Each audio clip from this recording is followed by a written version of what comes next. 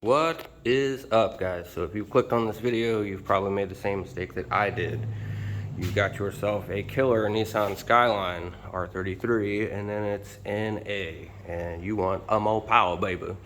And that's what we're going to try to help you do today, whether you're thinking about turbo in your NA RB25 or you're like me, you're looking to do this and you've got a lot of questions and some information that you're having a hard time finding.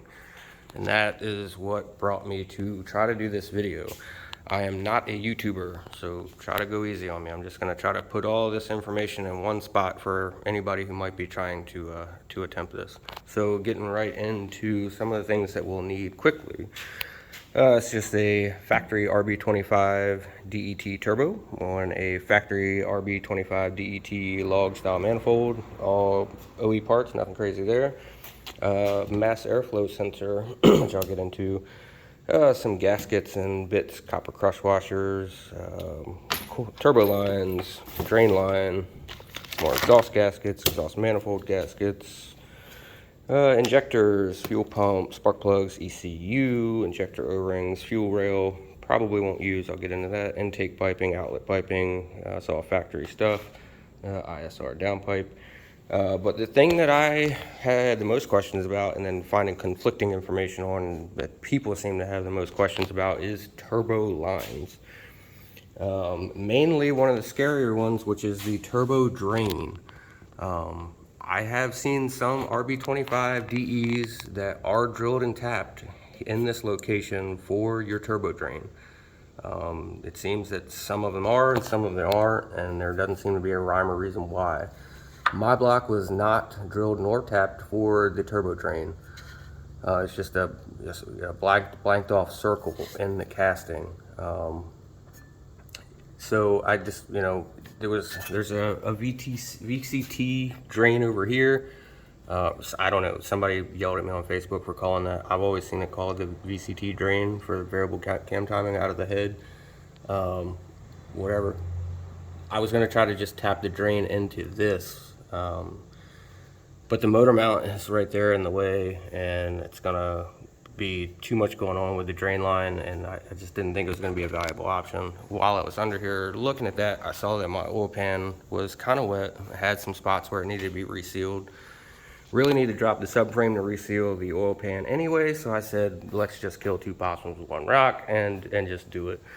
Not as scary as I thought it was going to be. If you're into these kind of cars, you have one, you probably heard of a guy called Jimmy Oaks on YouTube. He had a really good video where he did this on an SR20, drilling the turbo drain with the engine and everything in the car. Some good tricks about grease on the end of the drill bit to try to keep the fragments and debris from going in the engine. Solid stuff. Problem is, on the R chassis at least, there's no room to get in there and drill that with everything in here. So they make a rig. You can buy a Harbor Freight Northern Tool. You might even be able to rent them at like AutoZone or something, I don't know. It'll actually go across your strut towers, and then you can chain it to the motor, put some tension on it, and support the motor from up top, and then undo your motor mount bolts. Drop the subframe. Dropping the subframe on this thing was really not a big deal.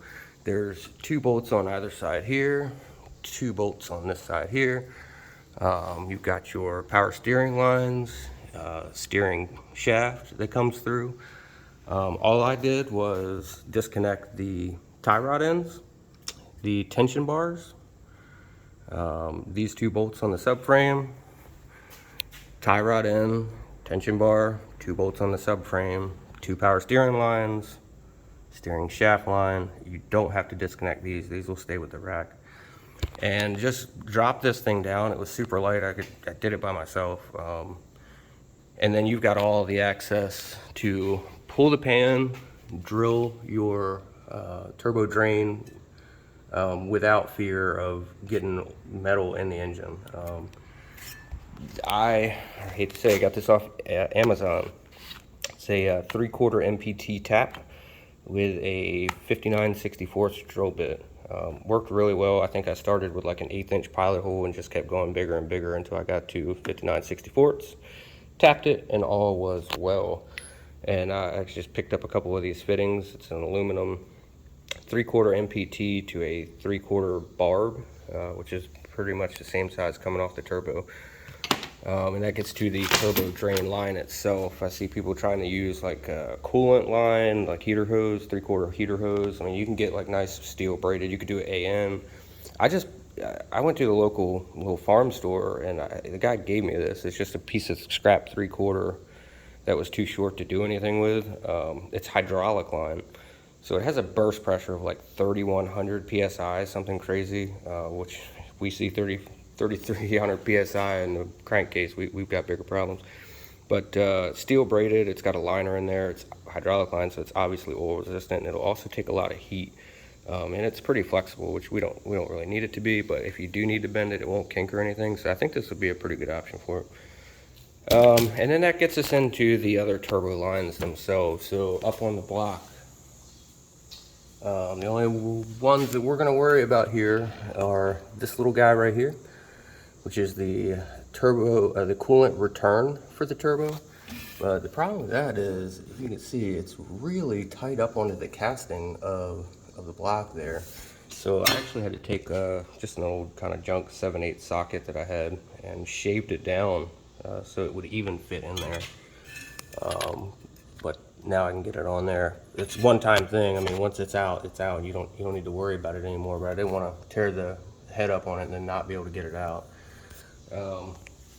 That turbo coolant return line right here at the block, the thread and pitch on that is metric 14 by 1.5. So if you want to make your own AN lines or something, M14 by 1.5 on the block side for the coolant return. Only other line we're going to worry about under here is going to be this guy right here, which is our oil feed. So that oil feed is M12 by 1.25, so metric 12 by 1.25. Now I have heard tell of, maybe on some Neos or different ones, I'm not sure, but I've seen people say that they have this plug and that plug, but when they undo them, they actually haven't been drilled from the factory all the way through. Mine were. So when I undid this one, oil came out. When I undid that one, coolant came out. If you run into that problem, I don't know. I mean, that might be where the old Jimmy O grease on the drill bit trick comes in. Coolant, not quite as critical. Oil, very critical. No oil, no metal in the oil. That's we don't want to do that. Coming to the turbo lines themselves. So I got this kit. I think it's like it's a part number. It's like P2M motoring or P2M something. I don't know. But actually seems like a pretty solid little kit. It's got your coolant lines, which are, this one is going to be for your coolant at the turbo, which is going to be M18 by 1.5. So that is the thread and pitch on the turbo itself for the coolant, both sides. M18 by 1.5. And again, like I said, it's metric 14 by 1.5 at the block. But it's got your fittings there for that on nice swivel 90s. There's your M14 part for the block for the coolant, and then that just goes to a barb, which I'll get to in a little bit. And then your oil feed line, which could not find the factory restrictor size for an RB25 turbo. I don't know why, but I don't know what it is. But talking to the company that sells these, I don't think I'm going to be able to pick it up on camera, but it is quite small inside of there. But they say that the restrictor is the proper size for the RB25 turbo. Some turbos don't need a restrictor. If you're going top mount, something crazy, this might not apply. But the main thing is the fitting sizes, which I see some people confused about.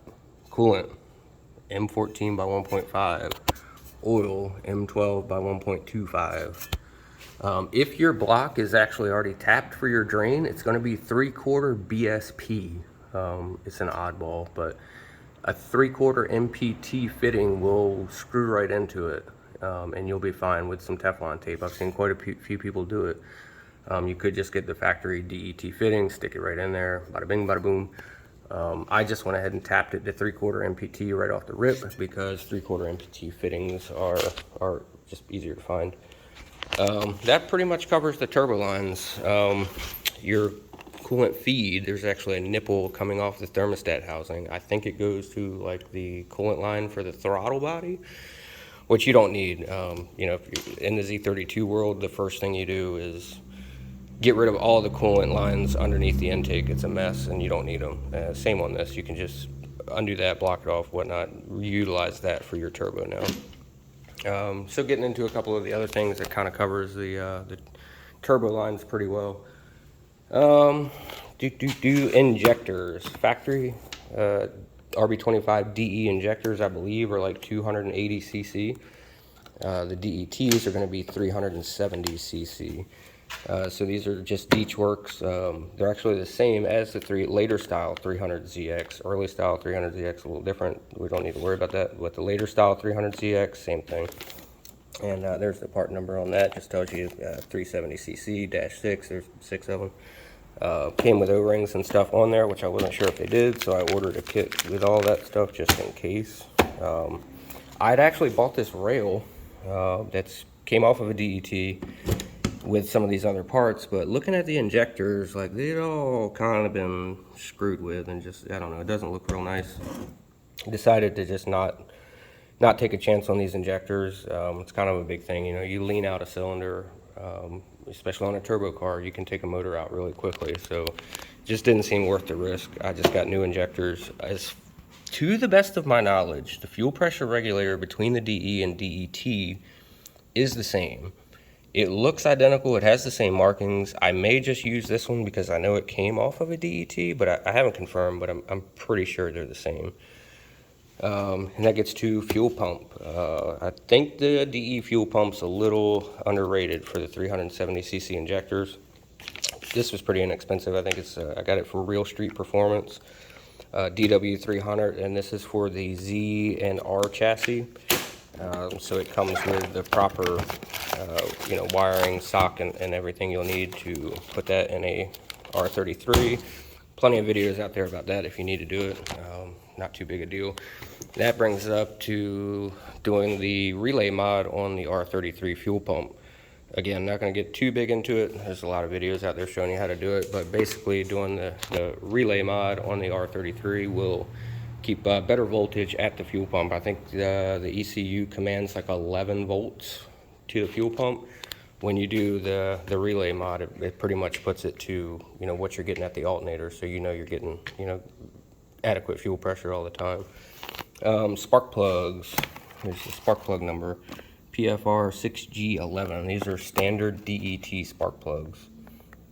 I think DE is like a PFR 5G or 5G or 5K11.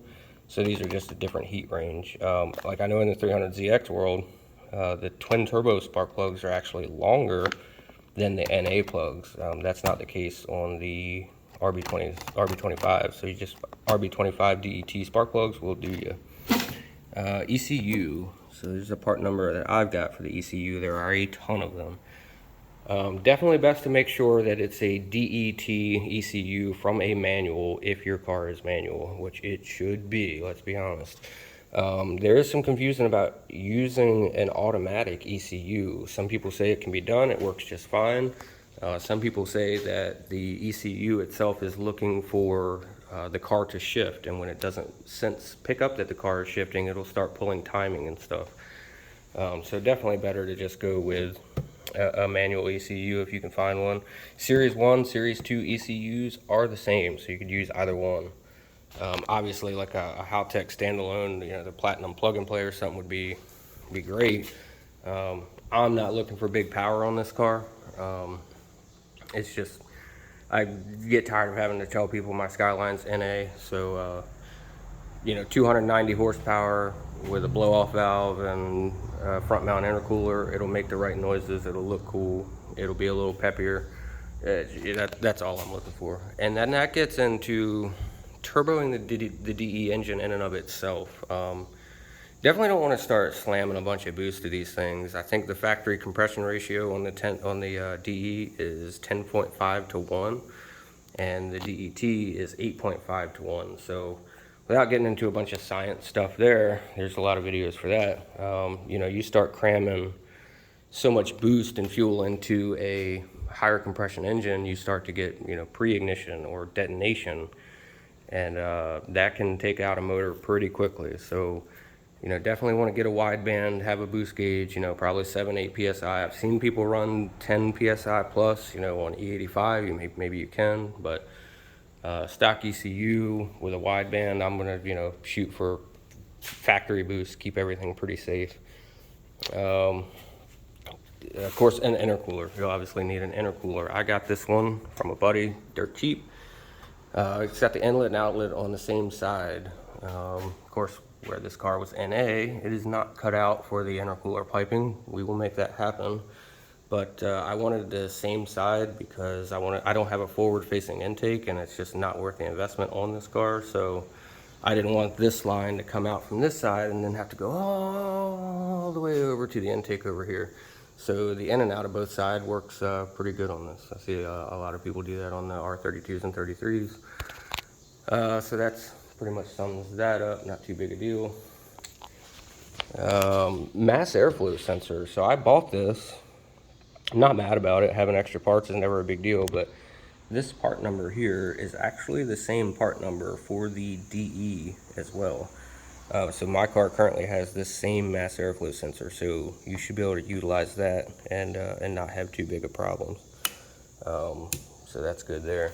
Downpipe. Got an ISR. I think I got this from Injuku. Pretty solid little unit. Looks like a decent piece. And when it comes off of the turbo, it will line right up here to the factory mid pipe and cat and stuff. I've got a TIG welder and love welding stainless, so I bought like a 3-inch do-it-yourself kind of piping kit, and I'm just going to make a 3-inch all the way back to the existing HKS muffler I've already got. But that's an option.